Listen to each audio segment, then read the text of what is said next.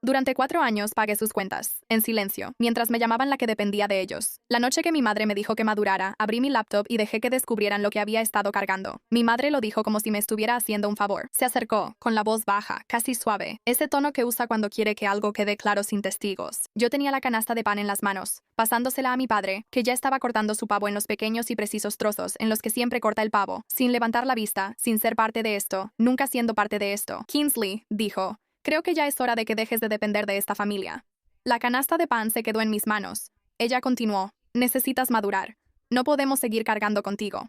Esperé a que alguien reaccionara. Mi padre siguió cortando. Mi hermano Esteban miraba fijamente su plato con la atención concentrada de un hombre que ha decidido que lo que está ocurriendo frente a él, técnicamente, no está ocurriendo. Bobby tomó un largo sorbo de su bebida, la dejó sobre la mesa y miró el centro de mesa. Nadie preguntó a qué se refería. Nadie la contradijo. Nadie siquiera me miró para ver si estaba bien. Ese silencio específico y ensayado fue lo que finalmente me hizo reaccionar, no las palabras. Ya había escuchado versiones de esas palabras antes, más suaves, más fáciles de negar, envueltas en el lenguaje particular que mi familia usa para decir cosas sin decir. Pero el silencio que rodeaba esas palabras era algo que ya no podía dejar de saber una vez que lo escuché. Todos habían estado de acuerdo, en alguna conversación en la que yo no estuve, en verme de cierta manera, y me habían estado viendo así por tanto tiempo que ya nadie necesitaba comprobarlo, nadie necesitaba levantar la vista. Yo era la carga, ya estaba decidido. Dejé la canasta de pan. Está bien, dije. Tomé mi abrigo, me fui. Mi nombre es Kingsley Marsh. Tengo 34 años. Trabajo como analista financiera senior en una firma regional de consultoría en Asheville, Carolina del Norte, lo cual es relevante porque significa que paso 8 horas al día viendo los números reales detrás de las historias que la gente cuenta sobre el dinero, y he desarrollado una alergia bastante precisa a la brecha entre esas dos cosas. Había estado administrando la infraestructura financiera de mi familia durante 4 años cuando mi madre me dijo que necesitaba dejar de depender de ellos. Permítanme ser específica sobre lo que eso significa, porque creo que la especificidad es la única manera honesta de contar esta historia. La cabaña en las Smokies había estado en mi familia durante 22 años. Mis padres la compraron en 2001 como una propiedad vacacional, el tipo de compra que tenía sentido cuando ambos trabajaban. Y la hipoteca era modesta, y el mantenimiento era algo que podías absorber en un presupuesto familiar normal. Para 2019 ninguno de los dos trabajaba a tiempo completo. El mantenimiento se había acumulado como siempre pasa cuando se pospone, y la propiedad no generaba ningún ingreso porque mi familia la usaba para vacaciones y no la rentaban a nadie. En 2019 la factura de electricidad estuvo sin pagar durante 3 meses y la compañía estaba a punto de desconectar el servicio. Mi madre me llamó a las 7:30 de la mañana un martes. Kingsley, no sé qué hacer con esto. Ella no dijo, no podemos pagarlo. Nunca decía las cosas directamente. Ella dijo, no sé qué hacer con esto, y esperó a que yo entendiera lo que me estaba pidiendo. Yo la pagué, $340. Me dije a mí misma que era algo de una sola vez. No fue algo de una sola vez. Durante los siguientes 4 años me convertí, sin ningún acuerdo formal ni reconocimiento, en el sostén financiero silencioso de mi familia. La electricidad de la cabaña, $340 al mes, 12 meses al año. El servicio de internet allá, que nadie se había molestado en bajar de categoría, a pesar de que nadie vivía ahí de tiempo completo, $89 al mes. El contrato de control de plagas, $520 anuales pagados trimestralmente. Los planes de mantenimiento del sistema de calefacción y aire acondicionado y del calentador de agua, $780 al año. El pago en garantía del impuesto predial que empecé a hacer después de que mis papás se saltaron uno y les cobraron una multa, $100 o $200 al año. Y la transferencia mensual a la cuenta de cheques de mis papás. Eso empezó con $500 en 2020 cuando mi papá tuvo un gasto médico que no pudieron cubrir. Solo es hasta que nos recuperemos, dijo mi mamá. Para la comida de las fiestas, ya eran $800 al mes y así había sido durante 2 años. Nunca lo reduje. Nunca pregunté cuándo se suponía que ellos iban a salir adelante. Simplemente seguí transfiriéndolo cada primero de mes sin discutirlo, como se paga un recibo. Durante 4 años había puesto aproximadamente $76,400 en la vida financiera de una familia que acababa de informarme, durante una comida de las fiestas, que necesitaba dejar de depender de ellos. Conduje a casa en silencio, sin música, sin lágrimas. Solo el aire limpio y frío entrando por la ventana ligeramente abierta y esa claridad particular que llega cuando algo que has sabido a medias durante mucho tiempo deja de ser algo que puedes seguir sabiendo a medias. Hay cosas que debía haber visto antes. Lo sé. He pasado suficiente tiempo con mi terapeuta, la doctora Paula Green, 12 años en terapia de sistemas familiares, una consulta en el centro de Asheville a la que empecé a asistir 18 meses antes de esa comida, para entender el patrón lo suficiente como para nombrarlo. La palabra que ella usó la primera vez que describí la dinámica de mi familia fue parentificación, el proceso por el cual un niño asume las responsabilidades emocionales y prácticas de un padre, a menudo de manera tan gradual que, cuando se completa, todos los involucrados han olvidado que alguna vez fue diferente. Yo era la organizada organizada, la responsable, la que leía documentos, hacía llamadas y me presentaba cuando hacía falta. Mis padres habían decidido esto sobre mí desde temprano, y había sido conveniente para todos, y la conveniencia se había convertido en expectativa, y la expectativa se había convertido en identidad, y en algún punto, la identidad se había convertido en invisibilidad. Yo estaba tan constantemente presente que me había vuelto parte del mobiliario. La primera señal que debía haber considerado con más cuidado fue el Día de Acción de Gracias de 2021. Mi hermano Bobby, de 38 años, un contratista que trabajaba esporádicamente y pasaba el tiempo entre trabajos en la cabaña de mis padres con su novia y su hijo Mason, mencionó en la mesa que la terraza de la cabaña necesitaba ser barnizada de nuevo. Lo dijo de la manera en que la gente anuncia problemas que espera que alguien más resuelva. Mi mamá murmuró en señal de acuerdo. Mi papá asintió. Nadie me miró directamente. Al día siguiente busqué contratistas para barnizar terrazas. Me dije a mí misma que solo estaba pidiendo una cotización. Obtuve la cotización. Me dije a mí misma que se lo mencionaría a mis papás. No lo mencioné. Yo misma lo pagué. $2,200 porque la alternativa era verlo seguir deteriorándose y recibir otra llamada telefónica a las 7:30 de la mañana que comenzara con "no sé qué hacer con esto". La segunda señal fue en Navidad del 22. Mi hermano Stephen, de 36 años, maestro de primaria en Knoxville, el callado, el que había perfeccionado el arte de estar presente sin verse implicado, me dijo en privado, en la cocina, que mamá y papá estaban atrasados con los impuestos de la propiedad. Lo dijo de la manera en que la gente da información que quiere que se entregue sin ser responsable de entregarla. Miró al fregadero mientras lo decía. Yo le pregunté, ¿por qué me lo dices a mí? Él respondió, no sé, solo pensé que deberías saberlo. Llamé a mis padres la semana siguiente. La multa por impuestos ya se había acumulado. Organicé el pago en depósito en garantía. La tercera señal fue la llamada telefónica de Bobby en marzo de 2023. Me llamó para decirme que un calentador de agua en la cabaña había hecho un sonido preocupante. No para pedirme que lo arreglara, no para decirme que él iba a revisarlo, sino para decirme que había hecho un ruido, en el tono específico de un hombre que reporta un problema al departamento responsable. Llamé a la compañía de mantenimiento. Había estado pagando ese plan de mantenimiento durante 2 años. La cuarta señal fue la más clara, y fue la que más ignoré, lo cual es el tipo de cosas que solo tienen sentido en retrospectiva. En la Pascua de 2023 mi mamá dijo, casualmente en la mesa, en medio de una conversación sobre algo completamente diferente, no sé qué haríamos sin Kingsley. Lo dijo con calidez, con verdadero cariño, creo. Mi papá dijo, siempre has sido la más capaz. Bobby asintió. Stephen sonrió. En ese momento sentí una calidez que ahora me da pena admitir. Dejé que esa frase fuera suficiente. Dejé que siempre has sido la más capaz sustituyera un gracias. Y vemos lo que haces. Y nunca te haremos sentir invisible por hacerlo. 6 meses después, en el almuerzo de las fiestas, nadie levantó la vista de sus platos. Llegué a casa a las 4:17 p.m. y me senté en mi auto en la entrada durante 11 minutos. Luego entré, preparé café, abrí mi laptop y llamé a mi abogada. Thomas Reeves había estado manejando los documentos de propiedad de mi familia desde 2020. Una abogada de bienes raíces y planificación patrimonial con 23 años de experiencia en el oeste de Carolina del Norte. Lo contraté originalmente para organizar la transferencia de la cabaña, que mis padres querían por razones fiscales y de responsabilidad. Pusieron la propiedad a mi nombre porque yo era, como decía mi mamá, la organizada que podía encargarse de las cosas aburridas. Thomas había redactado el acuerdo. También, a petición mía y en secreto, agregó una cláusula que nunca mencioné a mi familia y que nunca había necesitado usar. Contestó al segundo timbrazo. Tom, le dije, necesito hablar de algunas cosas. Se quedó callado mientras le describía el almuerzo. Luego dijo, la cláusula sigue activa. Lo sé. ¿Quieres entender toda tu situación antes de hacer cualquier cosa? Quiero entender toda mi situación, le dije, para que cuando haga algo sea lo correcto. Hablamos durante 40 minutos. Después de que colgamos, abrí una hoja de cálculo que había estado actualizando desde 2020 no, con ningún fin previsto, solo porque soy alguien que lleva un registro de los números. 4 años de pagos, partidas, fechas, montos, cada transferencia, cada factura, cada emergencia absorbida. El total al final de la hoja era $76,420. Me quedé mirando ese número un rato. Luego empecé a cancelar cosas. Electricidad de la cabaña, cancelada, con efecto al final del ciclo de facturación. Servicio de internet, cancelado. Contrato de control de plagas, cancelado, perdiendo el trimestre restante. Decidí que los $130 valían la pena. Planes de mantenimiento, cancelados. Depósito en garantía para impuestos, cancelado. La transferencia mensual. Entré a mi banco a las 9:47 de la noche y eliminé el pago recurrente. Lo había configurado hace tanto tiempo que la interfaz me preguntó, ¿estás segura? Esta es una transferencia programada desde hace mucho tiempo. Sí, estaba segura. Cada cancelación tenía una cualidad específica. No era exactamente satisfacción. Era algo más tranquilo que la satisfacción. La sensación de que un sistema regresa a su estado real después de años de estar en uno artificial. Estas no eran mis cuentas. Nunca habían sido mis cuentas. Simplemente había sido la persona que las pagaba. Cerré mi laptop a las 10:15 de la noche. Dormí mejor de lo que había dormido en meses. Bobby llamó un miércoles 3 días después del almuerzo. Su voz tenía el tono particular de un hombre que ha sido incomodado y está presentando esa incomodidad como una ofensa. ¿Qué hiciste? La calefacción de la cabaña está apagada. El internet tampoco. Mason se supone que va a ir este fin de semana. Dejé de pagarlo, le dije. Una pausa. No puedes simplemente hacer eso. Sí puedo. No uso la cabaña.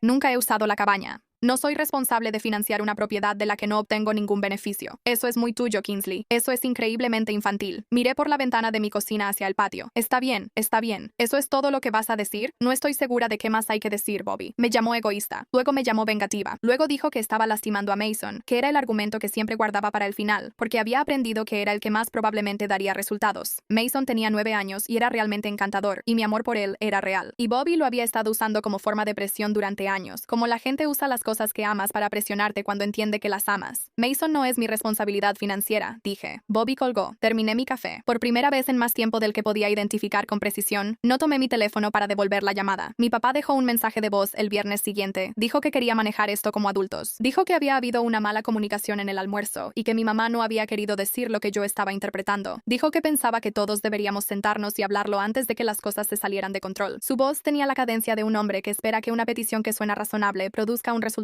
igualmente razonable, porque siempre había sido así antes. Yo siempre había sido la que se sentaba, la que lo hablaba hasta resolverlo, la que absorbía la mala comunicación y sacrificaba mi propia certeza por la comodidad de ellos. No respondí al mensaje de voz. Mi mamá envió un mensaje de texto 2 días después. Kingsley, por favor llámame. Luego, esto está molestando a tu papá. Luego, a las 11:32 p.m. Un sábado, no sé qué quieres de nosotros. Leí los 3. Puse mi teléfono boca abajo en el buró y me fui a dormir. Los papeles legales llegaron un jueves. Quiero ser honesta. Cuando vi el sobre de una firma de abogados de Knoxville, sentí que el estómago se me hundía. No porque tuviera miedo. Ya había hablado con Thomas Reeves 2 veces desde el almuerzo y sabía exactamente cuál era mi posición. Pero porque ver la decisión de tu familia formalizada y vuelta tangible, entregada en tu puerta por un cartero que no tiene idea de lo que hay dentro, es una experiencia diferente a saber que era teóricamente posible. Llamé a Thomas de inmediato. Presentaron la demanda, dijo. Él ya había sido notificado. Están impugnando la transferencia de la cabaña, argumentando que se hizo bajo, y cito, presión emocional y una comprensión incompleta de las implicaciones. Ellos lo firmaron, lo hicieron, y esto es lo que necesito que entiendas claramente, Kingsley. Su voz tenía ese tono que usaba cuando estaba a punto de decir algo que requería que yo me quedara quieta y lo escuchara. Al presentar esta impugnación, activaron la cláusula. Me senté. La cláusula. Le había pedido a Thomas que la agregara en 2020 por razones que no había articulado completamente, ni siquiera para mí misma en ese momento. Lo había pedido de la misma manera en que pides un seguro, no porque esperes necesitarlo, sino porque eres alguien que ha aprendido a leer la situación varios capítulos adelante. Pausa rápida. Si quieres más historias como esta y de mejor calidad, mi Spotify está enlazado en la descripción. La cláusula establecía que cualquier impugnación legal a la transferencia realizada sin causa documentada se consideraría una revocación unilateral de los derechos de uso compartido, y que, ante tal impugnación, el título completo y exclusivo de la propiedad recaería en mí sin condición ni gravamen. Ellos habían impugnado la transferencia. Ellos mismos activaron la cláusula. Thomas dijo, la cabaña es tuya, completamente y sin condición. Su impugnación ha formalizado eso en lugar de revertirlo. Sostuve el teléfono. ¿Desde cuándo sabías que esto era posible? Él respondió, desde que te pedí que agregaras la cláusula. Una pausa. Planeaste con anticipación. Yo sigo los números, dije. Es lo que hago. Solicité la reunión en una cafetería en la avenida Merriman. Elegí una cafetería porque quería un espacio público y una mesa sin salidas cómodas, además del tipo de ruido ambiental que hacía poco práctico armar una escena. Había ido a esta cafetería suficientes veces para saber que la mesa de la esquina era la indicada, visible desde la puerta, colocada de manera que quien llegara no pudiera sentarse de espaldas al salón, lo cual es un pequeño detalle que importa cuando quieres que todos en la mesa se sientan al menos un poco observados. Mi madre llegó primero, 4 minutos antes, vestida de esa manera específica en la que se viste cuando se ha preparado para una confrontación. El blazer que ella considera su blazer formal, lápiz labial, los aretes de perlas que usa cuando quiere proyectar que, pase lo que pase, no la está afectando, pero sí estaba afectada. Podía verlo en la forma en que sostenía el menú sin leerlo. Mi padre entró detrás de ella. Esteban, Bobby, yo ya estaba en la cabina con un café que había estado tomando durante 20 minutos. Sobre la mesa, junto a mí, una carpeta manila, cerrada. Mi madre se sentó frente a mí, miró la carpeta. Esto ha llegado demasiado lejos, dijo. Ya dejaste claro tu punto. Abrí la carpeta y deslicé el primer documento por la mesa. Era el resumen de pagos. 4 años. Cada partida. Cada fecha. Formateado de la misma manera en que formateo los documentos financieros en el trabajo. Limpio, claro, el total al final. Sin comentarios, solo números. $76,120. Mi padre lo tomó. Lo leyó como la gente lee cosas que no quiere que sean verdad, pero con las que no puede discutir porque el formato es demasiado preciso para debatir. Su expresión cambió. ¿Tú pagaste todo esto? Sí. Pasó a la siguiente página. ¿Las transferencias mensuales detalladas para todos? Sí. Esteban no dijo nada. Miró la página con la expresión de un hombre que se da cuenta de que el suelo de su comprensión sobre algo acaba de desplomarse varios metros y él sigue en el aire. Bobby cruzó los brazos. Nadie te obligó a hacer nada de esto. Esa frase. Yo esperaba esa frase. De hecho, la había estado esperando, como cuando esperas una palabra que sabes que viene en una canción. No, dije. Nadie me obligó. Lo hice porque creía que eso era lo que significaba la familia, que cuando alguien necesitaba algo, ayudabas, que ser capaz no significaba ser prescindible. Hice una pausa, y luego me dijeron, en una mesa con todos por quienes lo había hecho, que tenía que dejar de depender de ellos. La boca de mi madre se abrió. Eso no era lo que quería decir. Entonces, ¿qué significaba? Pregunté. No en voz alta, específicamente. ¿Qué significaban esas palabras, si no lo que decían? Ella no tenía una respuesta que funcionara. La vi intentar y descartar 3 de ellas. Lo estás sacando de contexto, dijo finalmente. No hay ningún contexto, dije, en el que decirle a una persona que ha estado pagando silenciosamente por tu vida, que necesita dejar de depender de ti, signifique algo diferente a lo que dice. Puse el segundo documento encima del resumen, el acuerdo de transferencia, el membrete de Thomas Reeves, la cláusula resaltada en amarillo, el párrafo específico que se había activado con la presentación de un recurso legal, y el lenguaje que confirmaba que el título completo de la cabaña ahora me pertenecía, exclusivamente y sin condición. Mi madre miró fijamente la página. La miró como la gente mira las cosas que han cambiado el lugar donde creían estar. Así que nos estás castigando, dijo ella. Estoy aceptando la realidad que describiste, respondí. Me dijiste que dependía de ti. Dejé de depender de ti. Esas eran las consecuencias naturales de lo que me dijiste que hiciera. Mi padre dejó el resumen de pagos. En ese momento se veía más viejo de lo que lo había visto antes, y lo digo sin satisfacción. La edad asentándose en las líneas de un rostro que acaba de entender algo que no puede dejar de entender. ¿Qué quieres de nosotros, Kingsley? Nada, respondí.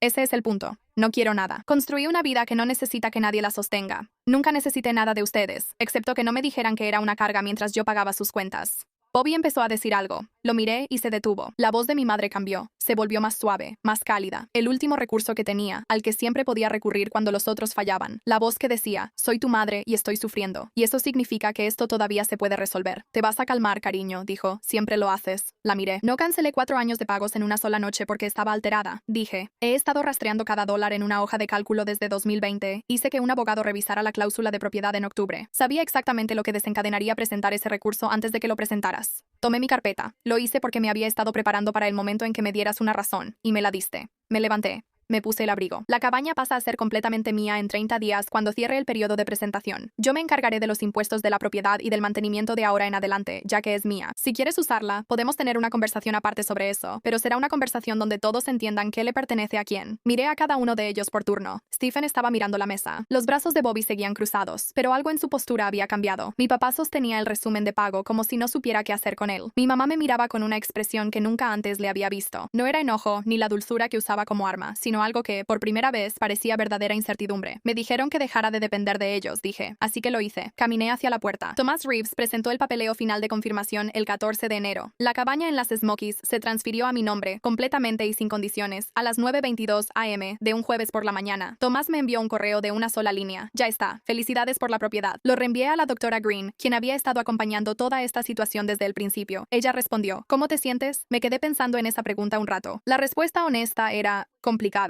De la manera en que hacer lo correcto suele ser complicado. No me sentía triunfante. No sentí esa satisfacción pura y liberadora que las películas sugieren que deberías sentir cuando llega la justicia. Sentí esa mezcla específica de cosas que surge de una situación en la que tenías razón en todo y aún así te costó algo real. La familia que pensabas que tenías. La versión de tus relaciones que habías estado manteniendo en silencio durante 4 años de esfuerzo invisible. Lo que también sentí debajo de todo eso fue algo que no había sentido en años. No cargar con nada. Durante 4 años había estado sosteniendo una estructura que nadie más podía ver porque yo estaba dentro de ella. Ahora la había dejado, y las personas que siempre habían estado paradas encima de ella estaban de pie en el suelo como todos los demás, sorprendidas por la sensación. Y yo estaba parada junto a ellas sin nada en las manos. Era más ligero de lo que esperaba. También era más solitario de lo que esperaba. Ambas cosas eran ciertas al mismo tiempo. Y la doctora Green me dice que aprender a sostener 2 cosas verdaderas al mismo tiempo, sin requerir que una cancele a la otra, en realidad es la mayor parte del trabajo. Le creo. Todavía lo estoy aprendiendo. Bobby llamó en marzo, no sobre la cabaña, sino sobre Mason. Dijo que Mason estaba preguntando por mí. Quería saber si podíamos ir al Museo de Ciencias como solíamos hacerlo. Su voz era diferente a la llamada de diciembre. La indignación ya no estaba ahí. Lo que quedaba era algo más cercano a lo real. Un hombre que ahora entendía que el suelo había cambiado y estaba tratando de encontrar su equilibrio. Le dije que llevaría a Mason al museo un sábado. Lo hice. Mason tiene 9 años y está sumamente interesado en cómo funcionan las cosas. Mecanismos, procesos, la lógica interna de los sistemas. Pasó 45 minutos en la exhibición de ingeniería haciéndome preguntas que en su mayoría no pude responder y tampoco fingí hacerlo. En un momento me miró y dijo,